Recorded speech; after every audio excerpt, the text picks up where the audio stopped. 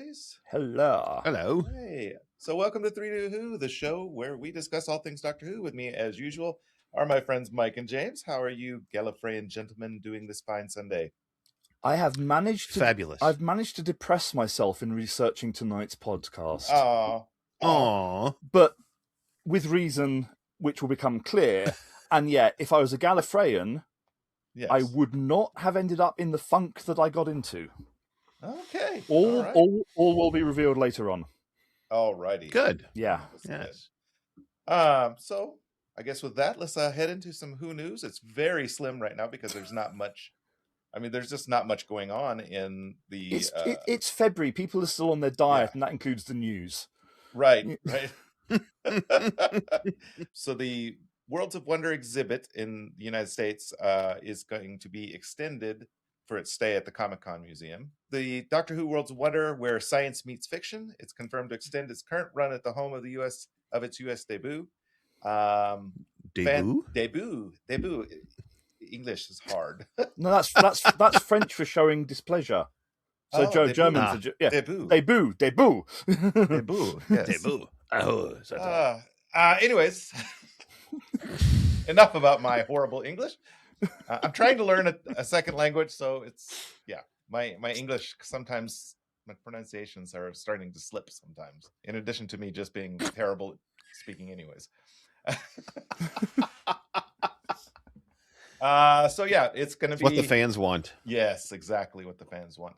It's going to be extended until January 14th of 2027. It was originally slated to end in March of this year. So I mean, it's pretty cool. There's a lot of stuff there. It's kind of like the it's very much like the one that James took me to years and years ago. Yeah, that's going back. I think we both had hair then. I think. Yeah. Oh yeah. Yeah, I did have hair then. Back to the news. It's basically what they're saying. Extended till 2027 is where you got up to. Yes, till 2027. Science has always been a part of Doctor Who's DNA since the first episode aired in 1963, said Stephen Sobby, Doctor Who Worlds of Wonder exhibition curator. Connecting the threads that inspired Doctor Who's inception in the 1960s with new advances in modern-day science and technology, such as space exploration and global warming, the exhibit reflects how scientific phenomenon and research has changed throughout time. Tickets are still on sale and will be on sale until 2027. So if you get a chance, should go see it. There's lots of fun stuff there. They've got Daleks, Weeping Angels, some Jadoon. I see all kinds of stuff there. Some Cybermen. And can I just say, by the way, as a qualified scientist, the idea that science has been embedded in Doctor Who's DNA since the start makes me grit my teeth. Very deep down. It's really embedded. Like fossil level embedded. It's base layer embedded. Layer, yes. Because one of the questions that I'm trying to answer for something else that I'm doing at the moment is, where is the line? And I'd love to know the answer to this. Where is the line between science fantasy, science fiction, and bollocks? Yeah. Where I'm guessing it's different for everyone. But as I said, it's more of a Venn diagram than a line. Because say kind of this idea that science is in Doctor Who. We mentioned it briefly last session when we were talking about Mondas and the Cybermen. Yeah. The idea that the planet Mondas literally spins like 30 times a minute. Yeah, right. And it's just everybody's gonna hold on for dear life. Yeah. And I'm toying with contributing some suggested articles to something that's going to come out next year. And because I'm got a degree in physics and everything, I was trying to work out, I want to put a science spin on something. But it's like, Doctor Who, I was trying to think, we call it science fiction, but it's just like, what is the difference? Doctor Who is fairly light on the science part of science fiction. Yeah, as I say, it's more science fantasy. Well, I was trying to find out. It's more fiction. I was trying to find out what the difference between science fiction and science fantasy was. And basically, all of the ones that I said could see, like science fantasy is more towards like the magic and spells and that kind of thing. Okay, yeah. Science fiction is kind of like an extrapolation of what science might or might not do. And then somewhere in the middle, as you say, in like that Venn diagram overlap. Yeah. So I say I would love to see a decent exhibition which actually had a section about real science in Doctor Who. Yeah. That'd be kind of interesting. The problem is there's been a few books over the years, like there's one called Teaspoon and an Open Mind. There's been like the science of Doctor Who and stuff. There's been a few DVD extras about it. But they've always gone with, it's got spaceships. Here's what we know about what real spaceships could do. And then they kind of like completely ignore every Doctor Who thing. Yeah. Right. So yeah, I would like a Doctor Who exhibition which actually addressed, okay, this is real, this is baloney, this is, Well, we do know from Doctor Who that every planet has quarries. Yeah. Well, it makes sense. I mean, that's where all the space battles or all the planetary battles take place is in quarries. That's where all the bad guys hide out is in quarries. That's where all the freedom fighters hide out. Them. Yeah. And to bring it round to relevant to tonight's podcast, where does War Between Land and the Sea fit? Is that science fiction? Is it science fantasy? I would go more science fantasy. Yeah. Although I would say for Doctor Who spinoff, I mean, in the whole Doctor Who stuff, there was probably a little bit more of the science in this one than the typical Doctor Who episode. I would agree. There's a lot of science that's actually credible in this miniseries. Yeah. So because it deals a lot with global warming and pollution and stuff like that. So I think this one is actually delivering on the science part of science fiction. I'll question a few bits of that, but yeah, I just as a nice thing, as science museums always do it, but they never talk about the real science. And as you say, it's always had the science message and the science warnings. AI, Although strangely enough, we watched one the other night where they said there was absolutely nothing wrong with using memories of dead people to make an AI avatar of them and interact with them. And right, yeah, that's so it is. as we got kind of like War Between, I thought I would dress appropriately for nice. This was given away a little green around the gills, but this was one of the many masks that was given away with a children's comic called Doctor Who Adventures. Very cool, nice. And they always give such fun stuff away. In the magazines over there. Doctor Who Adventures will also crop up later on, but I just thought, as it was War Between, let's kind of that's actually pretty cool. And the bizarre thing is, this was given away kind of in the Matt Smith era, but it's actually, I think, closer to what we saw in War Between Land and the Sea. Yeah, actually, it's very still very relevant. I mean, it looks quite a bit like them now. Yeah. So. Okay. So, Eric, you can lead the discussion on this. All right. Because if I lead it, I'll swear too much. I mean, there are things that I didn't like about it too. So, we'll get into that. So we're of course talking about the War Between the Land and the Sea, or Twat Labs, or whatever the heck it's being called on. Sorry, it's not officially Twat Labs. Okay. It's Twablats. It's Twablats. Twat Labs sounds better, but and kind of fits a little bit in some spots. Sure. So it's if you haven't, I mean, of course, most people in the US have not seen the miniseries yet because, of course, Disney is not telling us when they're going to release it. So there will be spoilers in this. I think that's a very they're very important. There will be spoilers. Spoilers ahead alert on this, and also in the description for this. Yeah. So, and I'm not going to try and give away like any of the the stuff. That's not what we're intending to do here. We're intending to give you kind of what we thought of it. Yeah. Just a general discussion amongst friends of what we thought of the series. Yeah. Now, I will say that the War Between Land and Sea actually got fairly good ratings on Rotten Tomatoes. It's got an 86%. Right now it's 86% on Rotten Tomatoes. Yeah, but the Milana film has got a Rotten Tomato score of 99%. Yeah, that's true. Nobody's seen it, so yeah. That's why they're all hiding in the cinemas, because they know they're safe in there. Yeah, because if you only have 3 people that give a rating, of course it's going to be a high percentage. Apparently, they've removed all the negative ratings. IMDb gives it a 6.2 out of 10. That's more like it, yeah. Pretty split, yes. I'm not sure, why Rotten Tomatoes is giving it, a higher score than that, but yeah. I mean, it's still because all of the because all of the negative Americans haven't seen it yet. Yeah, probably. Yeah, that's judging.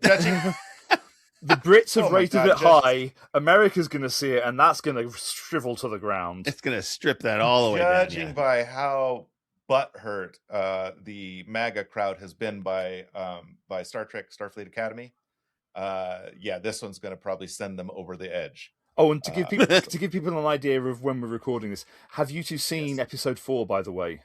Yes, very good. Of Starfleet Academy. Yeah. Not yet. Did you shout, "For God's sake, kiss" at a certain scene? Yeah. Yes. That was a lot of people are like, did you guys kind of feel a certain way here? And that is a scene and a feeling that is replicated, I think, through a lot of War Between Land and Sea. Yeah, there's a lot of will they, won't they in it. And I will say the love story in it is actually pretty touching. I thought it was sweet. Okay, so first big question, and this is more again a generalized science fiction thing rather than specific spoilers. Right. Interspecies romance. The X hashtag and the Blue Sky one was Russell Tovey fucks a fish. Yes. Which is not a spoiler because he doesn't. He Roger's a reptile. No. Yeah. And this is like, how would that actually work? I cannot think of the biology that's going to allow the love story to have a happy ending, for want of a better expression. Well, I don't want to give spoilers, but we do know that the Sea Devils have kind of a cloaca. Yeah, they mentioned it. Yes, they actually mentioned it. But they said they have a cloaca. They have also interbred with other species down there because they've got they've got several different iterations of their. And they had to have at some point interspecies with a human, because they wouldn't evolve into a humanoid form like that without some sort of human DNA in there. And this is the first Doctor Who link. This question, it's always been baffling, because when you look at the Sea Devils from the original series, they were very much far more reptilian, fish-like, amphibious looking. Yeah. And you could believe that they had at least evolved into that form without the aid of human DNA. Because, of course, they supposedly went into hibernation 60-odd million years ago, long before, so, where this idea that suddenly they're very human looking and have got all these other, I do wonder, I genuinely wonder if this was written not as a Doctor Who thing and then they kind of made it into the spin-off. Yeah. Because very little of what we saw in terms of Sea Devils ties in with anything that we had seen. And that's not a spoiler, I think there's been enough publicity pictures and everything And it's just like, yeah, as you say, how have we gone from the authentic looking ones that we had in things like Legend of the Sea Devils, the more, well, I mean, we hadn't had Sea Devils before that. We only had Silurians in the main series. So it's like, how have we suddenly got like 3 brand new versions and none of the old ones laying around? Yeah, that was a little. Yeah, it was a little strange because the Aqua Homo is which I thought was the dumbest freaking thing I've ever heard. The what? The Aqua Homo or Homo Aqua. Aqua Homo. Homo Yeah, Aqua. Homo yeah, Aqua. yeah. Homo Like, Aqua. come on, they're reptiles, not water. Yeah. Well, they're actually amphibians. Yeah. But amphibians. Not all reptiles are amphibians. But not all amphibians. But not all amphibians are. Yeah. Right, Yeah. but not all reptiles are amphibians. Yes. Although most of them are quite adaptable to it, because even tortoises will swim, so they love to be in the water. Yeah. But yeah, there is a lot wrong with it. It's on the scientific level, and what happened to the original Sea Devils? Because I was convinced. Yeah. I was genuinely convinced that the end of episode 4 or end of the thing would actually be the revelation that these weren't the Sea Devils that we knew. They were like a mid-stage, and then the original Sea Devils were going to come out of the water and say, excuse me, what do you think it's your planet? No, it's our planet, actually. Yeah. And there would be this huge kind of, generation. Other war in the water. Yeah. Yeah. But it didn't happen. Yeah. No, it didn't. It was a little bit strange. I mean, there was a lot good about it. I mean, but there was also a lot that was really weird and kind of bad, and had some plot holes you could drive a semi truck through. Well, true, but overall, I thought it was a good story. Yeah, I mean, I enjoyed it. I watched it. I liked it. I mean, there were some points that I pointed out in my notes that is like, it just seems like there was a few scenes, especially when the trident moved from the left to the right on the statue behind Leffridge Stewart. Continuity in this was shot more than bloody Colonel Ibrahim. Yes. Definitely. I mean, and it was not just this. It was not just the trident; it was the shield too. Yeah. So that was clearly AI generated in the background, and whoever put it up for the next shot or the reshoot didn't realize that it was flop. So I've got a speaking continuity. I've got a question that I genuinely cannot get my head to work out an answer for. Okay, how long, in terms of in-universe story time, does this take place over? That was really difficult too. The continuity and time passing was a little weird because it seemed like it was days, but we know that there is absolutely no way. I mean, the British are great at building stuff. Don't get me wrong about that, but there's absolutely no way they could have built that water lock in less than probably 3-4 months if they were working super fast. So there's that first issue with building the whole thing. Yeah. Okay. Right. And then at the end of episode 2, and I think we can discuss kind of stuff from early episodes. The Sea Devil Silurian hybrid things go into the realms of science fantasy and get all the plastic to rain down from the sky. And how so funny, the Titanic comes down as well. Yes. And that's literally the end of episode 2. Yes. Can you remember in episode 3 onwards any bits of plastic laying around anywhere? No, I mean, they managed to clean that up like that. Nope. I saw it all over the roads, all over the floors, all over everything. And every outdoor shot, there was plastic piled up against the buildings and everything. There was, because I made a note of it. That I will happily rewatch it and kind of, But I say, certainly kind of when they went to the training center, all those roads were clear and, Yeah. And but a lot of it was just pushed off to the side. I mean, you could see it stacked up on the sides, but there were brief shots, but you really had to look because, see, I watched it twice. Okay. I watched it once just to watch it and get the story, and then I watched it a second time to take notes and to notice different things. And so I will happily rewatch it then, and if I did miss it, I will put out an apology next month, because but it did occur to me as well that sequence was lacking something. That plastic was incredibly. Could do that, why couldn't they take all the other pollution out too? I must say, because that plastic was very clean.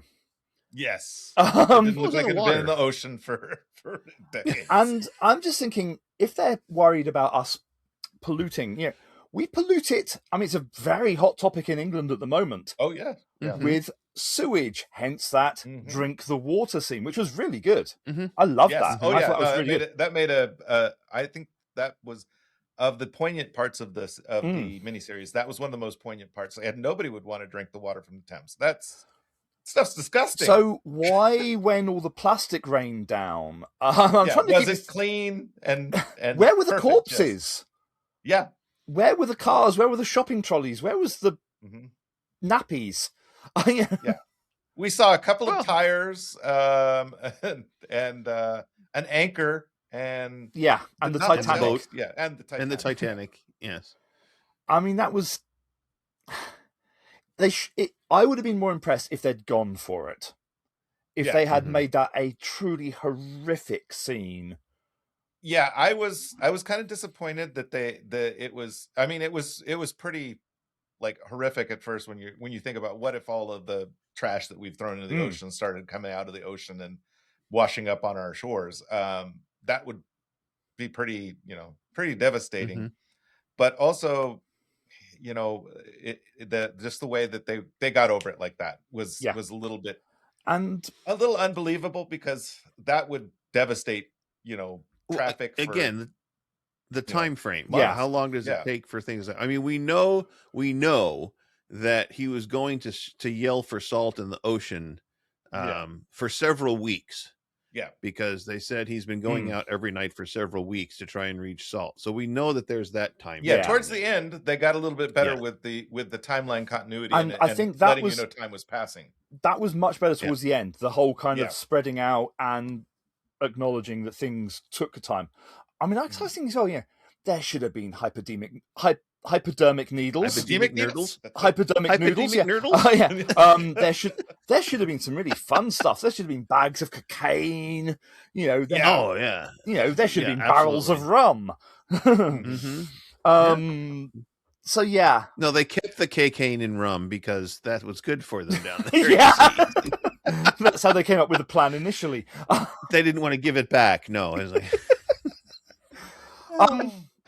I did wonder if it had been a purely BBC production, if that would have been a grittier, grimier thing. I kind of wonder that too, because I would have liked to have seen, that whole thing stretched out quite a bit more with the with the pollutants and everything, and the actual aftermath of having to deal with all of that trash everywhere. I mean, I know from experience. New Year's Eve, for example, in London.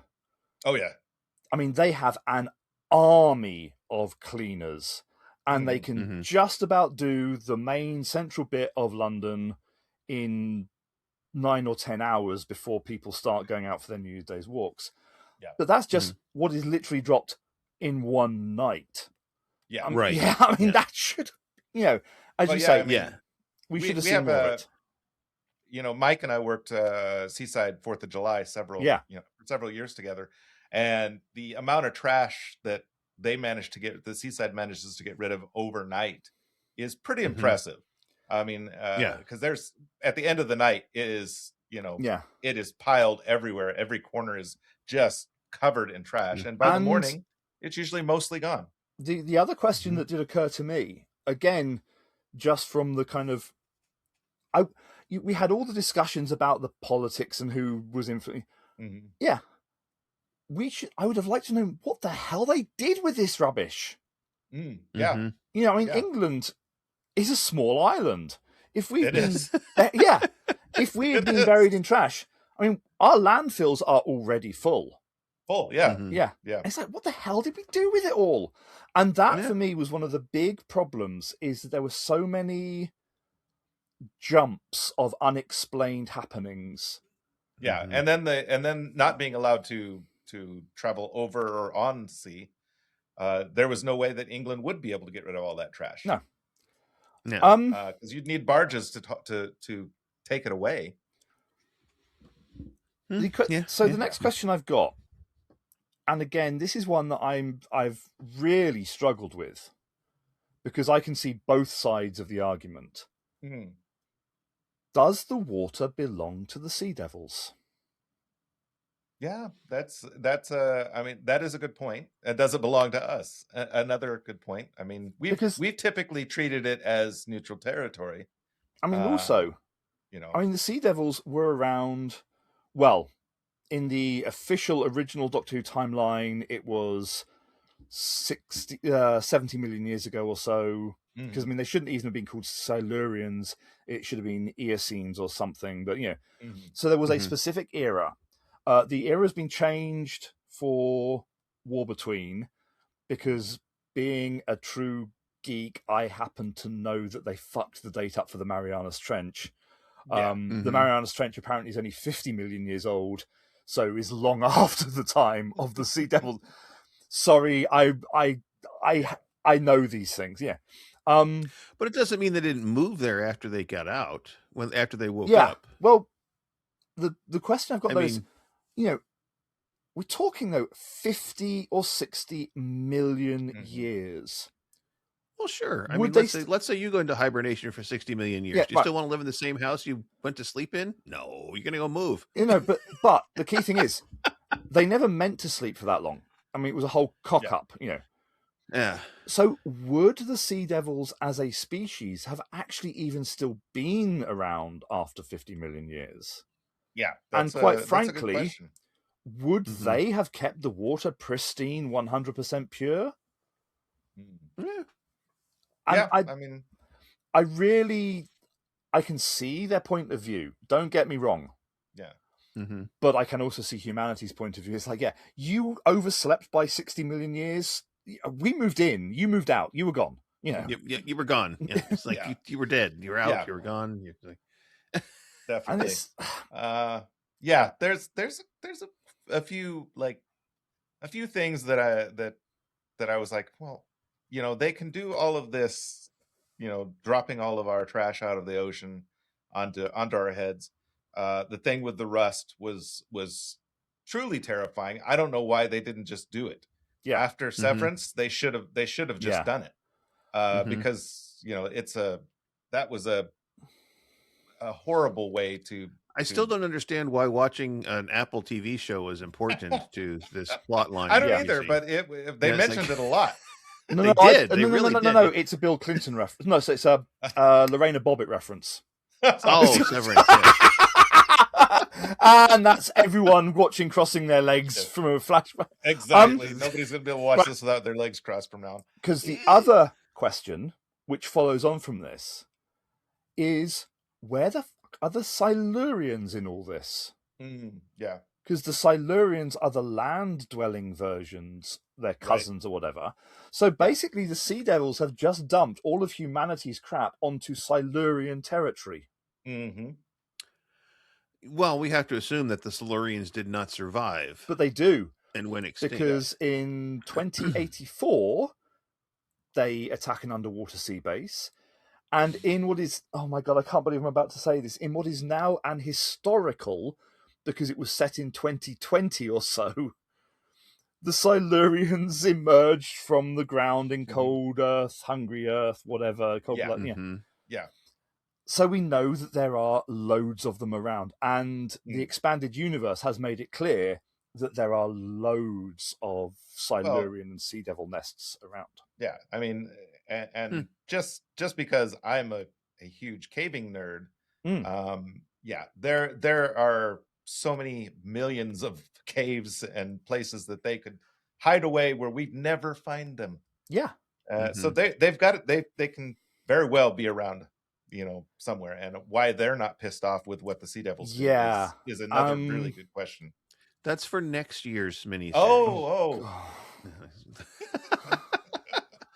When we get Salt and Barkley in the water fighting with the Silurians. For want of a better expression, the thought of that leaves a rather unpleasant taste in the mouth. Fanfic, get on I'm it. Not salty about it. No, it's not fanfic, it's finfic. I'm sorry. Okay. Oh.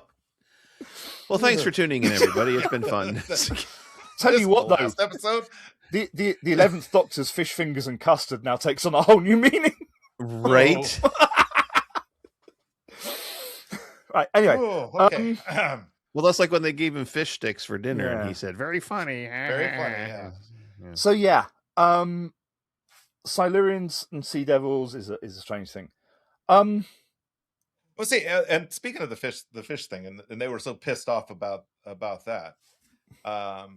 What do aquatic mammals and other fish eat in the ocean? They eat fish. Mm-hmm. And it's normally the same fish that fish sticks are made of. And the dog thing was really, I thought, petty and cruel. And all I could see was Trump saying, "They're eating the dogs." They're eating the dogs. I'm sure that is the only reason they put that in there. Probably. Absolutely, yes. Because again, looking at the kind of the logistics of it, if there are that many sea devils who were alive and stuff, what are they eating?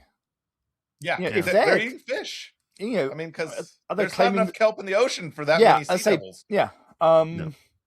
And so it's interesting that kind of, in the TV canon of Doctor Who, you've only ever had really small clusters of sea devils and Silurians revived. Yeah. Mm-hmm. Whereas here, the implication is massive. What were they living off? How were they living? It's just, Well, and it was quite obvious that the big guard ones were definitely not vegetarians. The teeth that they had on them, that they had on them was definitely meant for eating meat.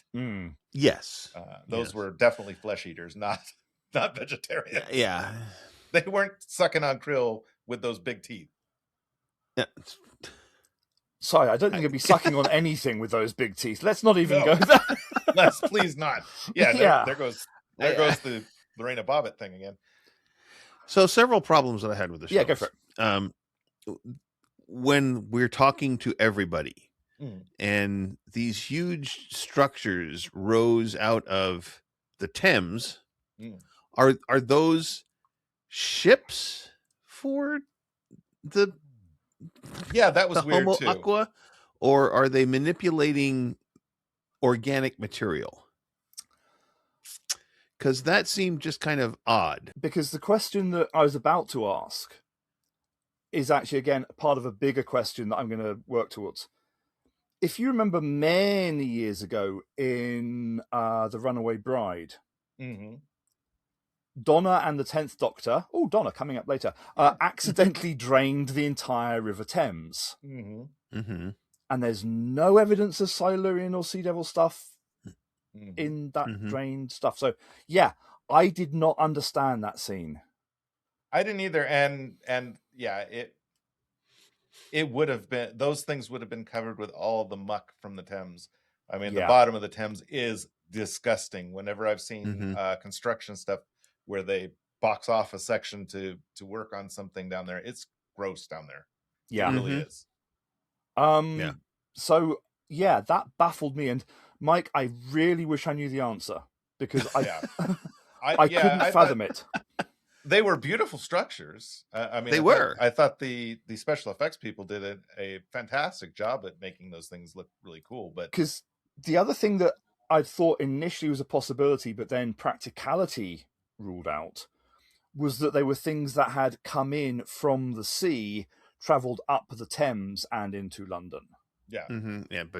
But you've got it was way too high. Yeah, you've got the Thames flood barriers, which would prevent anything like that. Yeah. So I don't know. That's actually, as I say, it was on my list of like, they've done it for the visuals, they've done it for the story, but sure, yeah. But reality, not so much. I'll skip ahead to the kind of the big question then, and then we can pick up on other things as well. Does this take place in the main Doctor Who continuity? Good question. I mean, yeah, that's a very good question. Like, because he didn't show up at all, and this is something that he would usually show up for. Right. There's two things I'm going to point out. One, I know that really makes fuck all sense, and one which kind of you can hand wave away sort of thing. So, first of all, the minor was like, why is this never mentioned again in the entire future history of the Earth? Mm-hmm. You know, yeah. The Doctor's been around. You know, it's like, oh, do you remember that time all the Sea Devils tried to kill it? What? Because the other question is trying to work out when this was set. The reason I'm saying this is go on, Mike. I was going to say they never said that it was taking place on Prime. Yeah, in the Prime universe, so it could be taking place in any one of the multiverses that the Doctor has been to. Because if it's, I mean, with the kind of the original idea that it was going to be broadcast in 2026. I'm wondering if they were anticipating it to be set in 2026, because it certainly wasn't set in December 2025. Right. No. But in the TV canon, you've got the leftover David Tennant by Generation Doctor living on the Earth. Mm-hmm. And the thing that everyone instantly forgot after the episode was that in Joy to the World, the 15th Doctor spends the whole of 2025 living on the Earth. Yep. So there are two Doctors at There's least. at least two Doctors, yeah. And I'm sure that Kate knows that they're both there. Yeah. Because that's not something because she knows everything. She said she knows everything. She does know quite a bit. I mean, Yes. that's not Her something job to know everything. she's not aware of. She knows when the Doctor's on Earth. So I have real issues with kind of, and again, it goes back to my earlier comment about, you know, was this a story that was then hammered into Doctor Who? Yeah. I don't know.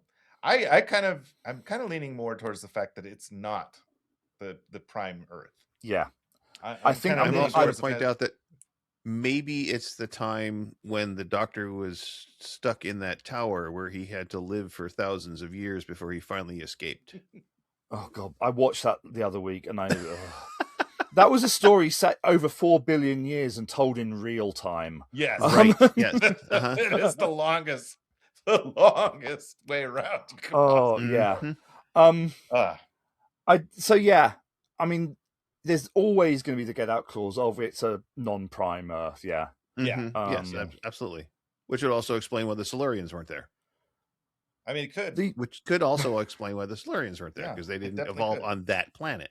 And one day I will tell you why parallel Earths in Doctor Who make zero sense whatsoever. Yes. Pretty much because they're like time travel in Doctor Who.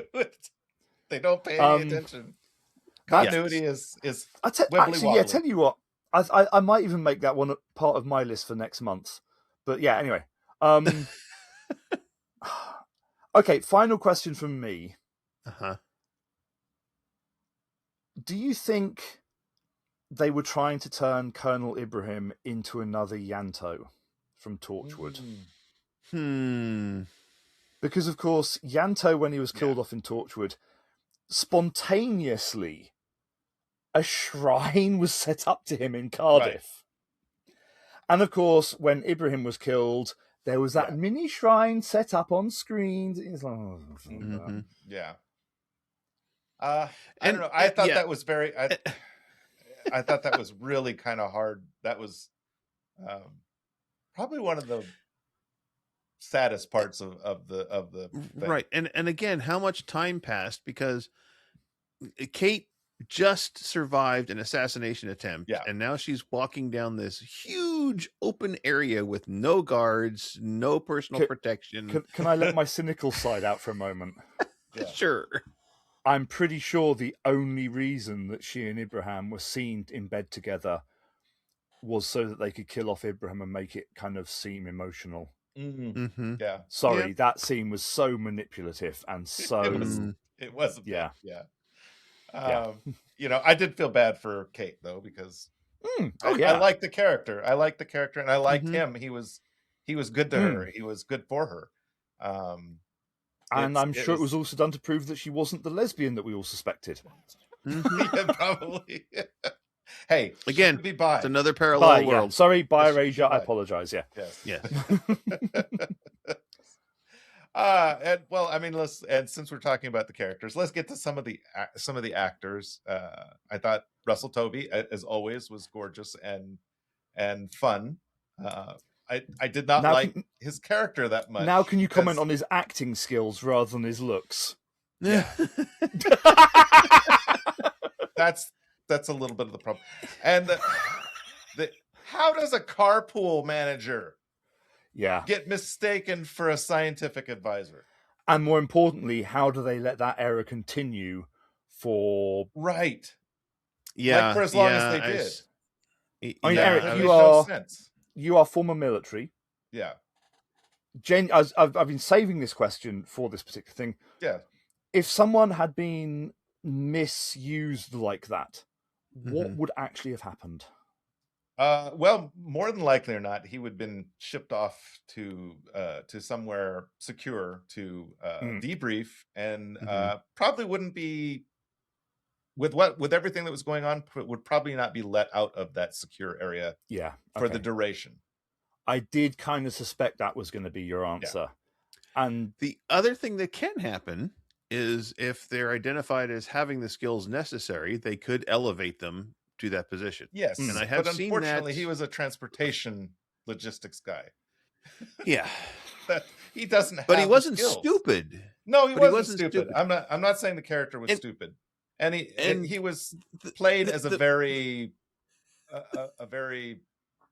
neutral character who could be seen as a good diplomat, as an everyman. Yeah, but and then of course the person that he replaced, who wasn't allowed in the room, came into the room to tell him he wasn't allowed in the room because of him. Yes. Yeah. Like, if you weren't allowed, I'm not even allowed in here. That's right. It's like, wait a minute, you're not allowed in the room. How did you get in to tell him you're not allowed in the room? Yeah. I mean, and I can understand. I can understand Salt's wanting him to be, the representative, because he showed, the slightest bit of reverence and compassion for her downed countrymen. But yeah, I think it's a very Doctor Who thing. Yeah. The trying to put the everyman into weird situations, and I really think this time they went a little too far. I think if instead of being a transportation manager, he had been that guy's assistant, that would have been better. Yeah, that would have been a much better storyline, in my opinion, for him. Yeah, that was really. And I am not sure how you say her name, but the one who played Salt, Gugu Mbatha-Raw. Okay. Moving swiftly on. Yes. Apologies to the actress. Yeah. The actress. Yes. I'm sorry. I can't. I don't know how to pronounce your name. I haven't actually heard it pronounced by anybody who on TV. So, mea culpa. But yeah, I thought she was brilliant in it. She was gorgeous. Her character was really fun. And interesting, and yeah. Except, why did they turn her into a 12-year-old giddy girl when they were in the warehouse? Yeah. Instead of this super serious person that she had been all up to that point and after that point. Yeah. If I'd been alone in a warehouse with Russell Tovey, I would be a giddy 12-year-old girl with no one watching. Touche. I think I would be too. Yeah, fair enough. But still, the continuity or plot line, it's like, I'm this sophisticated person. Now I'm 12. Now I'm sophisticated. Yeah. Yeah. It just seemed she could have emoted that same activity intelligently instead of, doing that other stuff. Stayed a little bit more regal, but yes. I don't know. I think if you, if you see a lot of people who are in kind of positions of power like that, when they do let their guard down, they do tend to be a little bit odd. Yeah. Yeah. Sure. I think that's one of the reasons that people are still so interested in the royal family, because those people behind closed doors are a little bit odd. I think in the grounds of kind of what's going on in the world and the revelations from yesterday, yes, we might want to step away from the royal family. True. Probably, yes, that's probably a good idea. Right. I'm out of the loop. I have no idea what happened. More revelation. More Epstein notes. Yeah. That old thing. No. Yeah. Even worse than before old thing. Well. Yeah. I've only got one more comment to ask or make. Mm-hmm. Where was all the water? Because water? when they stepped out of that waterlock thing, yes, they were perfectly bone dry. There were no wet footprints on the floor. Yep. No one at any point seemed to stay wet for more than about 5 seconds. Mm-hmm. When Barclay and Salt came out of the Thames, apart from the fact they should have been really covered mud. With shit. Yes. Mud. We'll call it mud. Yes.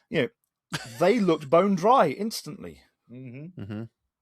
Yeah. It's the magic of the. Yeah. It's the magic of the Homo aquas. What is that term for water repellent? Hydrophobic. Hydrophobic. Hydrophobic. Yes. They're very hydrophobic. That's right. No, water does not stick to them. They just live in it. Yeah. Yeah. There were some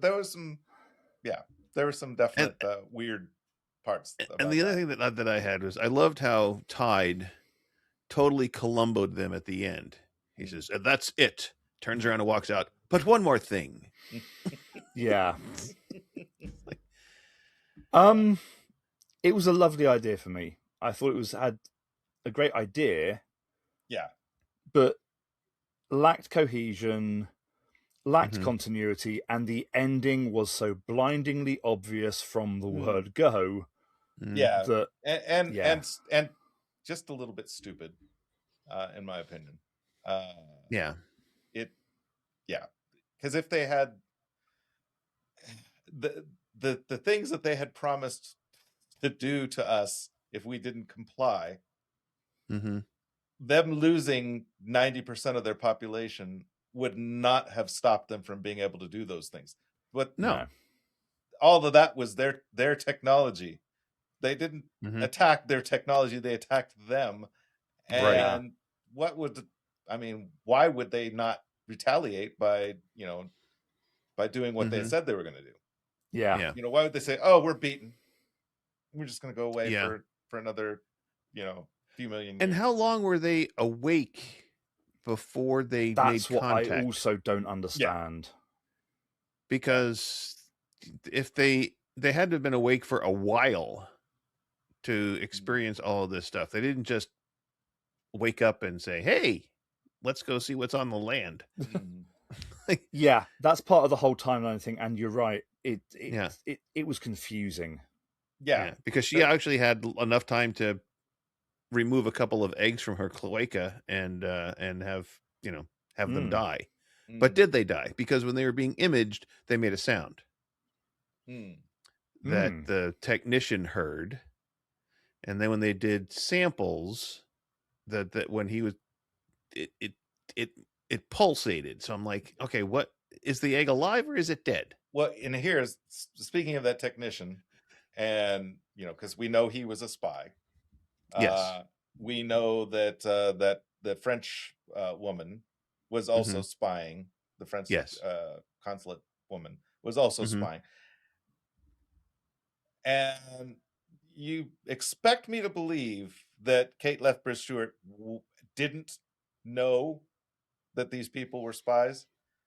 She is the most paranoid woman in the whole Doctor Who, universe. Yeah, she makes it a point to know everything about everyone in Well, let's face it, she's been taken away from Unit Tower with its helipad and its Vonix and Donna and Rose and Nell, and again, It parallel world. It just really seemed like a very un-Kate in this story, because she would have had dossiers on everybody in that room, including all of the news people that were coming in after the fact when she said let them in. She would have had a staff, especially after that episode where Unit was stitched up. Yes. Oh, definitely. Yeah, because with the podcast. Yeah, Lucky Day. That's the one. Yeah, Lucky Day. Yeah, because she was very pissed about that, and I can't believe she would let herself be out of the know for something as important as the Sea Devils coming back. But again, plot holes in the Doctor Who universe are big enough to fit a planet through sometimes. Again, I think it's RTD. Yes. I really do. I think I hate to say it, but I think he's lost the knack of running shows and writing shows. Because this just was not the best it could be. I mean, you've got a 5-part miniseries. You have time to plan it out. You have time to really tweak it. It's not like a whole season that he has to do. This is much more easy to manage, and he still managed to screw up timelines, leave big plot holes that you could fall into. It just really, I think he's lost a step. I think he needs to take a break. Yeah, I think sadly you're right. I really do. Yeah. Yeah. I mean, I like his early stuff. I mean, we wouldn't have 9 and 10 and they were fantastic, and some of my favorite Doctor Who was 9th and 10th Doctor. Those were really good stories for the most part. I had high hopes for him coming back, and it seems like he's just overwhelmed, and he just can't write his way out of the corner. I think he's forgotten more about the Doctor Who universe than he's able to write about now. Yes, that's obvious. That's very obvious, because he keeps doing things that contradict things he did before. Yeah, absolutely. Yeah. Well, speaking of RTD1, should we go over to today's playlists? Yes, let's do that. Let's have some Who trivia. Yeah, because I have had great fun putting these together, more than usual actually. And I got some, and also one massive whinge whine, which I would love your input on as well. No, it's a very valid one actually. Yeah, no, I'm sure it is. I mean, okay. We're Doctor Who fans. We have, we are always going to have a little bit of that things that bug the crap out of us about Doctor Who, because we're fans. Oh no, this is more than Doctor Who. This is way bigger than Doctor Who for once. Way bigger. Yeah. Well, we can start with Donna though. Okay. Donna Who is a member of Unit these days. Yes. Anyway. Right. Yep. Yeah, where was she? Yeah, where was she? Yeah. I've gone way overboard on the playlist today, by the way, because I had so much fun putting this together. Okay. Because I mean, Donna, if you think about it, she's in one season and a Christmas special, and in that season she has to share screen time with Martha for some of it. So you would think that trying to put together a extended universe Donna playlist, it's like, was she really in it that much? Because she was hardly on. It's like, bloody hell, she's in tons, right? She is really beloved. I mean, and I hated her. Oh my god, I hated her in Runaway Bride. My god. I hated her when she first popped on the screen. I just get rid of this character right away. Yeah. She was so obnoxious, but she really turned out to be one of the funniest and delightful surprises of Doctor Who. So, we're going to start actually with something that was mentioned many installments ago. Okay. We're going to go with The Forever Trap. It's an audio story, but not a Big Finish full casting. It's one of the basically CD novella type things. Okay. It was originally out on CD. It's a double CD.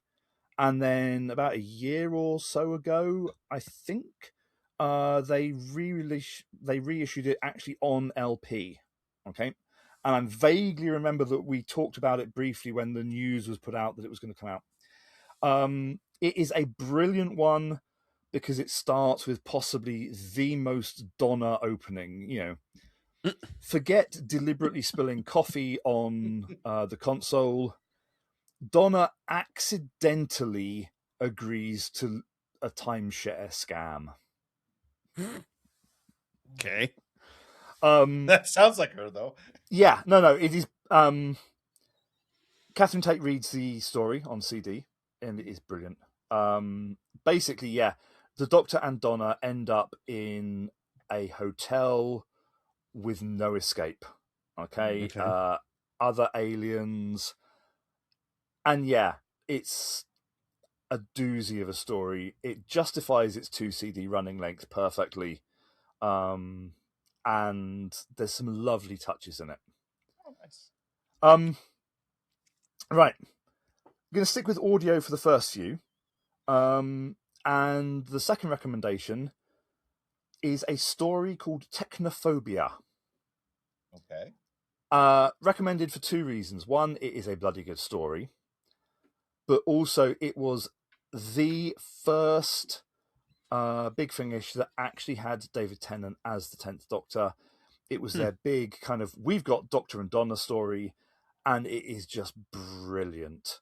And I listened to it a while back, and I still get the kind of the wonderful electric buzz when you've got Donna doing all the opening stuff and everything, and then she says, "Oh, my friend's over there," and it's, "Hello, I'm the Doctor," and it's David Tennant. The music kicks in, and it is just, and again, it plays to Donna's strengths, it plays to the character's strengths, plays to her weaknesses. It is just bliss to listen to.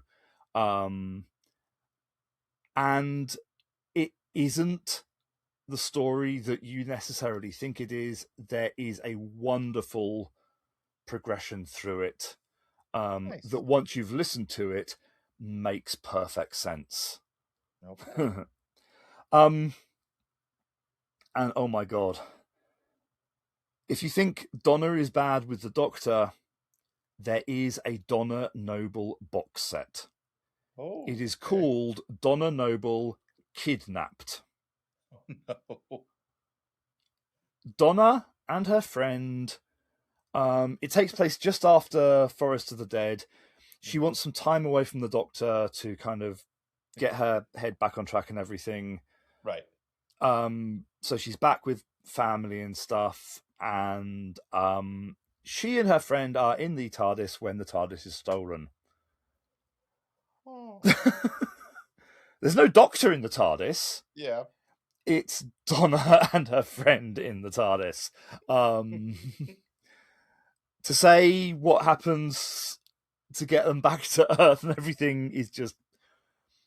I mean, it's even got Merlin mentioned, which is, again... yeah. And say it is just this chaotic whirlwind. Yeah. Anyway. You'd expect nothing less from Donna Noble.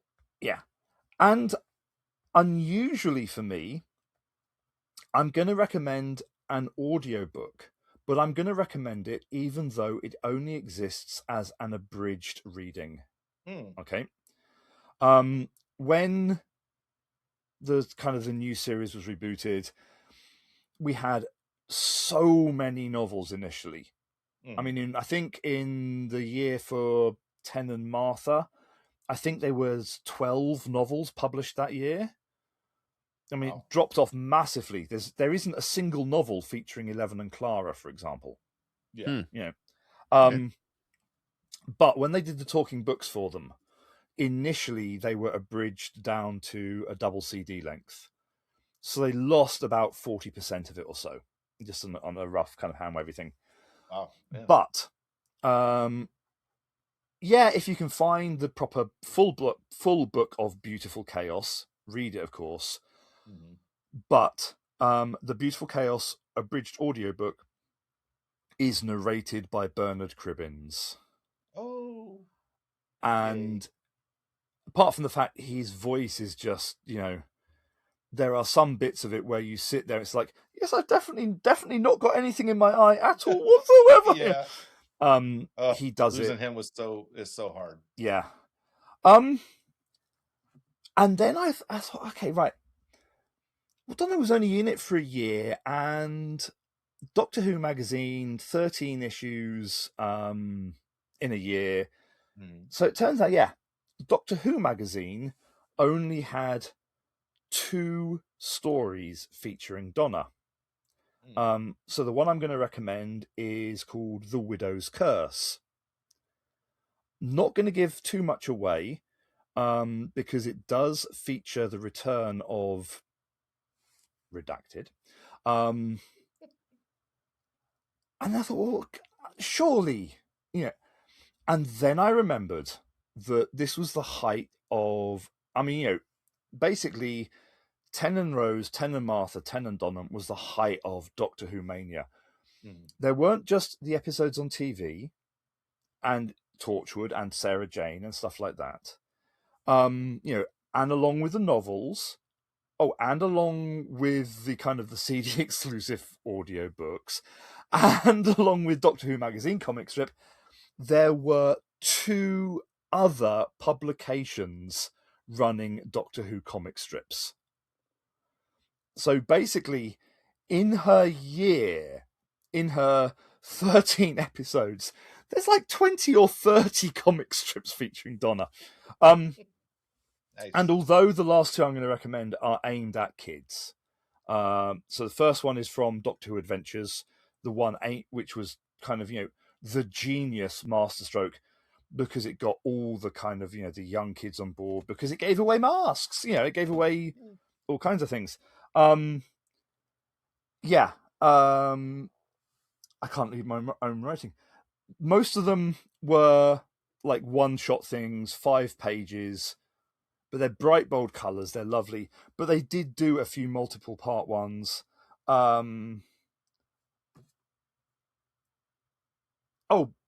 By order of the Bone Menders. Ooh. Yeah, and it's actually a 3-part comic strip. There's Doctor Who aimed at kids with 2 cliffhangers. It's just like, bloody hell. And then because something that's going to be led into in a short time, there was also another publication called Battles in Time.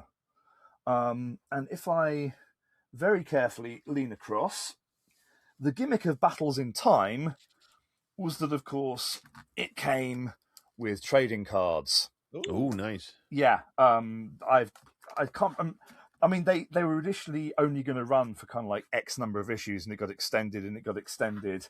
Then it got renamed, and then it got this, that, and the other, and But hold on, just to show you. I'll do it like this. There you go. There is Donna as a shiny. Nice. Oh. Shiny. But it means that, Donna was in 3 comic strips at the same time. And so the Battles in Time one, her first one, which was actually her first comic strip, Any Old Iron. Doctor and Donna versus a scrap merchant. Okay. So there's a lot for Donna. Right. I'll do my one next, and I'll then explain why I've saved the kind of the Weeping Angels till last. Okay. This is the year of the 8th Doctor. It is the 30th anniversary of Paul McGann. Hence, Big Finish have been doing a whole load of sales. They've just reissued his first audio season as a new downloadable collection with a 2.5-hour documentary about it that's brand new. And they've reissued a couple of what had previously been subscriber-only releases featuring the 8th Doctor as a rarities collection. Okay, so kind of we're building up and everything. And I was tempted to recommend a few of the kind of the ones that everyone always recommends, but I thought, no, let's kind of broaden the Big Finish horizons a bit. So there's 4 releases from Big Finish that I'm going to recommend for different reasons. Okay. The first one is kind of like your 8th Doctor sampler release. Okay. When they were doing the monthly releases, where it was like, a 4-part story every month, they got into the habit, which is actually really good. One of those releases each year would be like an anthology release. So the first one they did, for example, was a Fifth Doctor and Nyssa, where it was all set in the same village. Also, set in the village that they'd kind of done stuff in. But then they expanded it, and they basically called it, circular time, because the stories took place in spring, summer, autumn, winter, and you got to follow kind of development of things around. But they did a really unusual one for the Eighth Doctor called The Company of Friends. And rather than doing it with Charlotte Pollard, who was the Eighth Doctor's original companion, they did 4 one-off stories, each featuring a companion from a different range. So, one of them features the Eighth Doctor being reunited with his friend Bernice Summerfield. River Song was not the first time travelling archaeologist to bang the Doctor. You've got one featuring Izzy, who was the comic strip companion. They cast someone to play Izzy. You've got one featuring Fitz, who is basically the longest running novel companion for the Eighth Doctor. And a really bizarre one featuring Mary Shelley as the Eighth Doctor's companion, which was received so well, they then actually made 3 4-part stories with Mary Shelley as the Doctor's companion. Well, I mean, his TARDIS definitely did have the Mary Shelley treatment. So, The Company of Friends, I'm not saying they're the strongest stories. Don't get me, don't think I'm recommending them but as a sampler to get introduced to other companions and other eras, it's a really good one. Just because I'm showing off a little bit, and because, hell, it was absolutely brilliant anyway. Last year, they did The Stuff of Legend. Basically, because it was the anniversary of Paul McGann, pretty much at Big Finish and everything. They released it, but in 2 versions. One was the studio version, which had 1 cast. It was the Eighth Doctor and Charlie. Brilliant introduction to Charlie. I won't say who the principal villains are, because, again, wonderful. But just to hear Doctor Who fans having the time of their life get the Stuff of Legend live. They did it as a live performance, like a radio performance type thing. I got tickets to it. They had to extend it by 2 performances because they sold out so quickly. And so basically, kind of like, the audience don't sit there in silence. We were hooting and cheering, laughing our bloody heads off. Stuff of Legend. It's got a different cast to the studio version as well. But yeah, Stuff of Legend live. Get that one. And because it's a companion that I think kind of, and an era that has kind of been pushed aside a little bit, because of course Big Finish are so obsessed with the Time War and everything these days. The whole Lucy Miller range is brilliant, but in particular, because they're 50-minute episodes each, basically, kind of like modern series, Dead London and Brave New Town are very interesting stories. They're not Lucy's intro stories. This is when Lucy is accustomed to travelling with the Doctor. Dead London has possibly my favourite cold opener for any Eighth Doctor adventure.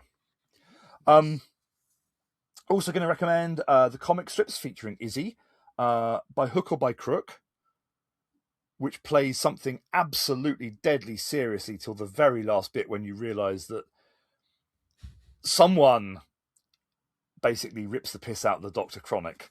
Yeah, it's perfect. Izzy's an okay-ish companion up until this point. By hook or by crook is when I fell in love with her for the final scene.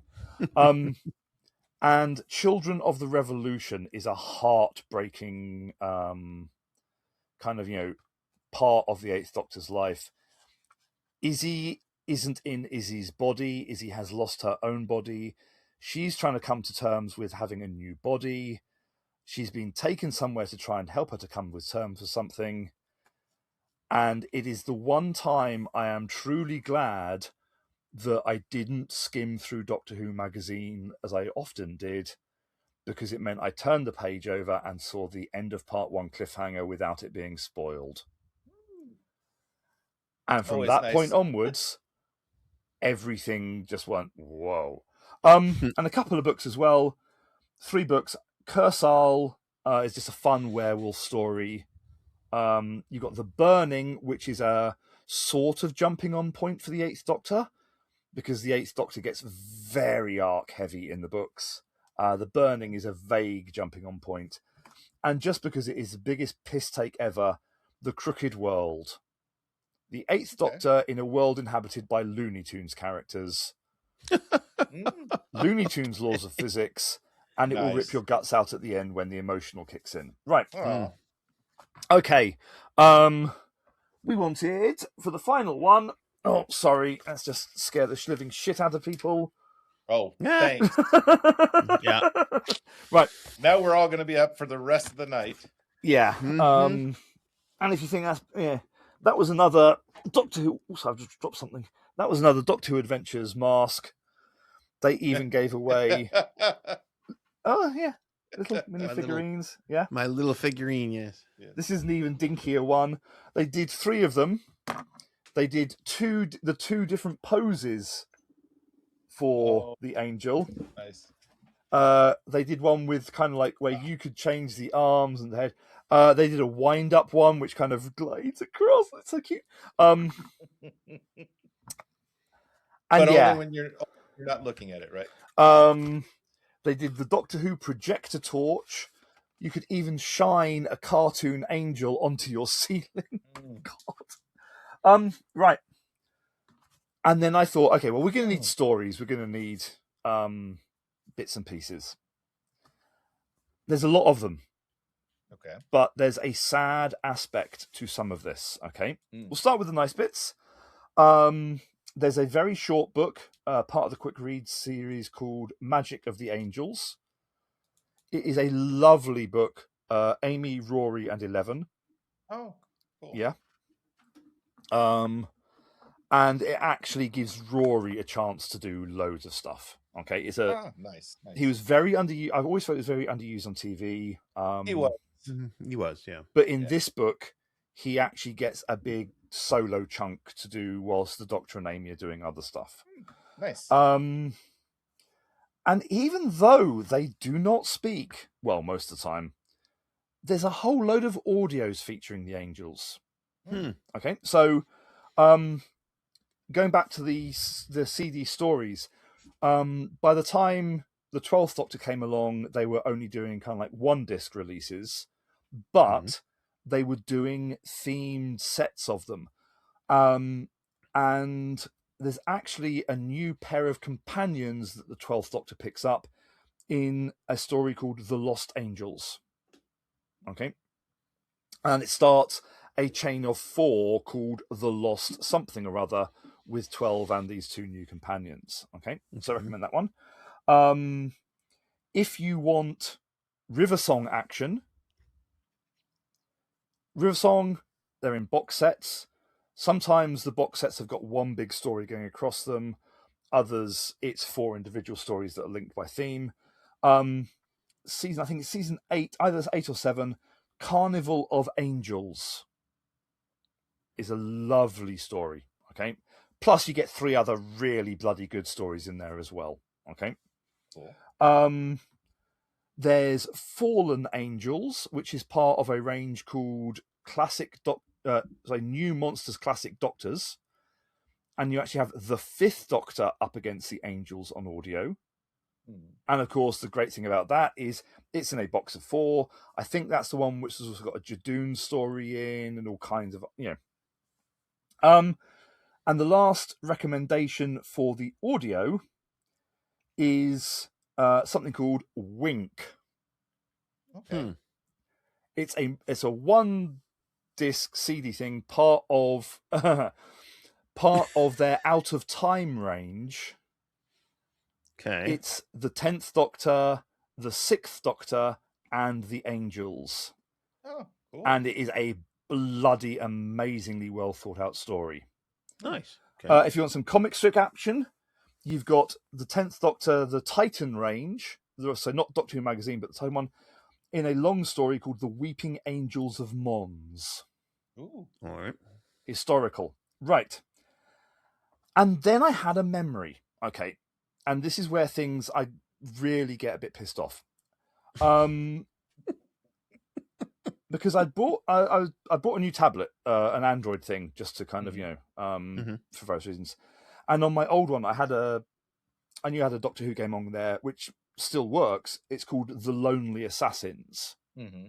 Okay. And basically, the thing is, you found this mobile phone in the street, and you make the mistake of trying to turn it on, and you start getting messages from Osgood and Unit, and it is all about the Angels, but it's a really involved game. It's very good. Cool. And I thought, I remember playing another game, and I remember what it was called and everything, and I thought, oh. And this is where, bizarrely, I've ended up doing the same research for two different things, okay? Because in 2011, there was a computer game called The Mazes of Time. Mm-hmm. Okay. It was an Apple game. Yeah. So basically, unless you have got access to the Apple Store from about 2011 to 2013 or so, and an Apple that's only an iPhone that's only a 32-bit thing, and you can get onto the store somehow, basically, yeah, there's a game that you physically cannot play anymore. What's it called again? It was called The Mazes of Time. The Mazes of Time. I think it might still be on the Android store. Because I know that I had it on an Android tablet at one point. But yeah. And then I thought, well, am I misremembering things, or did I play another Angels game? And yeah. Called The Maze of the Dead. Okay. And it was a Weeping Angels computer game. Again. But it was on a site that was basically the follow-on from Battles in Time. And it was essentially it was a Shockwave flash game on the Monster Invasion site. Okay. And okay, understandably, Monster Invasion was early 2010s. And I thought, well, I'll go to the Wayback Machine, and the website is still there, but none of the games are playable. And without going into too many details, because I'm still researching it for another podcast, turns out that over the years, we have lost access to something like 20 online games, huge numbers of websites, all kinds of things. Because, yeah, when the Wayback Machine archived the sites, it archived the front end, but none of the Shockwave stuff was archived. And I know there was a big issue with security in Shockwave, which is why it was kind of, we weren't given the choice and it was cut out from our lives. But you can now get plugins for various browsers and stuff. But yeah, the games are not on the websites. And it is really bloody irritating. Because there were some really fun things, not just the games, but I mean, you could get, as one of the Monster Invasion cards, you could get one that had like a little black and white pattern on them, and you held it up in front of your webcam, and like a Dalek would appear, or the TARDIS would materialize in your hand, or an angel would appear and turn around to face you. And wow, cool. Yeah, it's like, I remember when things like Facebook and everything started, people saying, oh, you mustn't put anything on the web because it will never go, it will be there forever. No, that's not exactly true. No. And the horrifying thing, okay, because I did the maths very quickly. So in 1986, there was still about 110 missing episodes of Doctor Who, maybe slightly more. Okay. Okay. And kind of like the big one from 20 years earlier was, okay, that was the 10th Planet, the first Doctor's regeneration and everything. Mm. And everyone was going, oh, we must find these episodes. We must find the missing episodes and everything. Donna Noble and Rose and Martha are basically 20 years ago. That's and real old. Yeah. And we have essentially lost so much web content that was designed to promote the show that seemingly we can never get back. Some bits and pieces of it have been located. And yeah, there's the front ends and stuff, and lots of images and websites and other bits and pieces. But yeah, it's been really disheartening doing this research and finding out, okay, not just that the Apple game is no longer available, but like, you know, neither is the Android. I checked. Yeah, neither are like 15 games that the BBC had written specially for them. You know, and websites which had games on, which had cards that you could do things with, books which had web interaction with them to advance the plot.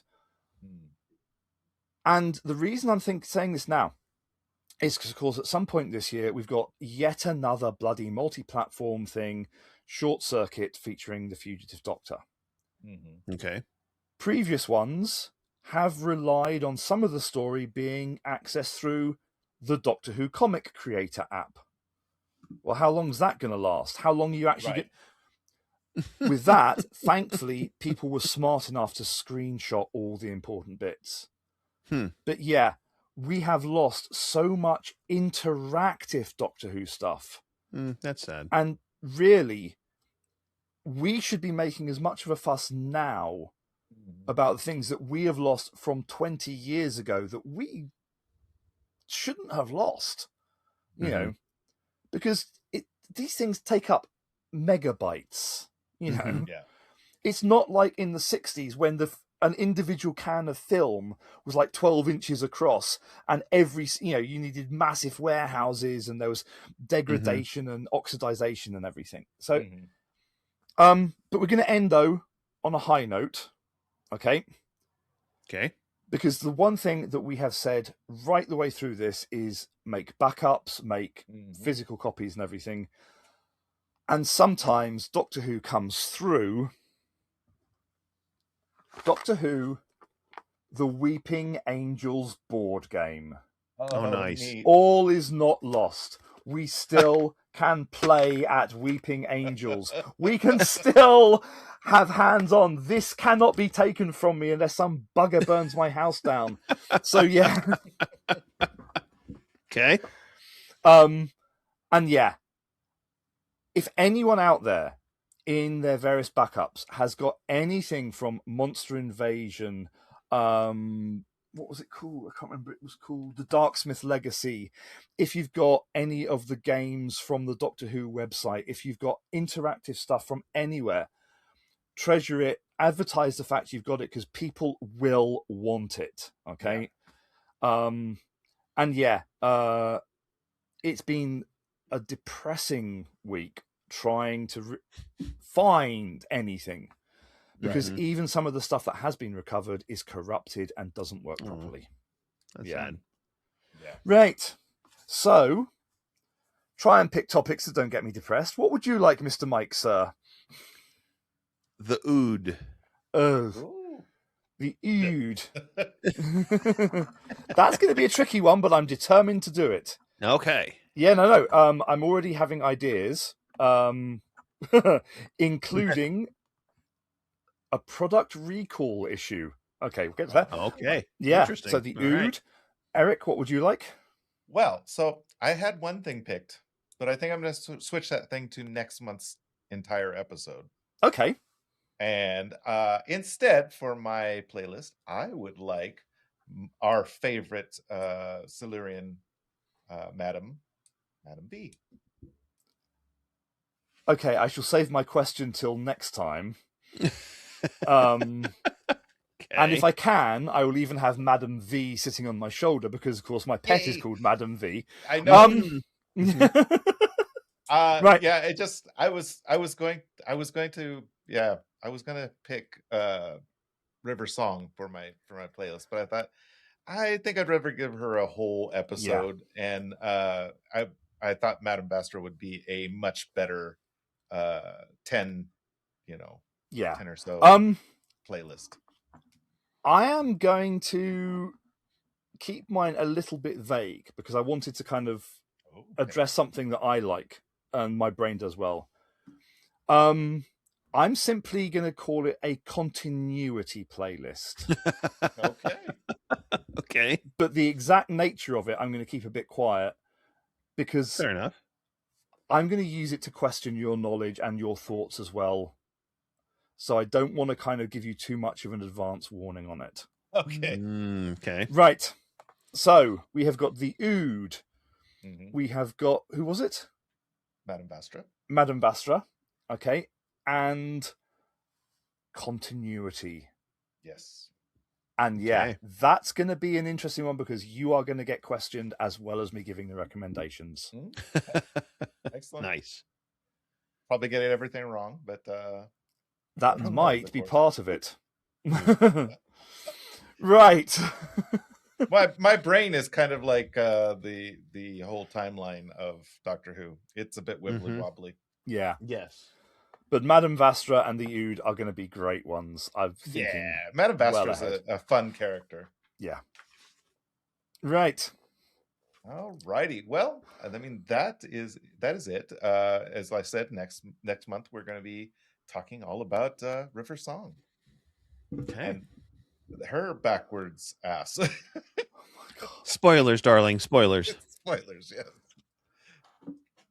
I mean, just we to quote the wonderful The Husbands of River Song, we're gonna need a bigger spreadsheet. Yes. It, like all of our stuff, it's gonna be pretty high level, because of course when we get too far into the weeds, it's gonna take 3 or 4 shows to get everything we want to say out. So right, we'll keep it a little bit high level. Nice. My task now is to find an inflatable River Song or something. But anyway, enough of that. Right. Anyway, thanks for joining us on another adventure through time and space with the Doctor. Remember, you can support the show by liking and subscribing on YouTube or subscribing on Buzzsprout for as little as $3 a month. You can send us an email at 3doWho@gmail.com or a text from 3doWho@buzzsprout.com. But the link is at the top of every episode show note. But please, if you're going to send us anything on Buzzsprout, be sure to reference the episode, your name if you want to reply, and a way to contact you if you want to reply, because those do not automatically pop up for us when you send us any kind of note on there. Follow us on Blue Sky at 3doWho.bluesky.social or join us on Telegram group chat at 3doWho. And that's it for this month. See you guys next month. Bye. Goodbye.